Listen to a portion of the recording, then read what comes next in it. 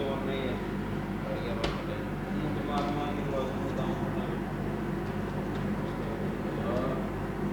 की कर बात है मैं काट रहा हूँ तो बोलते यार ट्राले में जाए किसी ने की कहानी मोड़ मार हाँ हाँ काले करना एक बार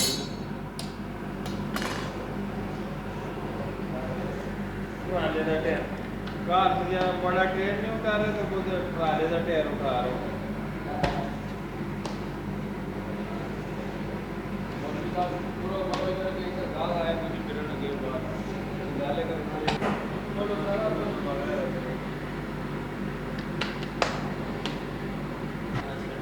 दे 400 पैसा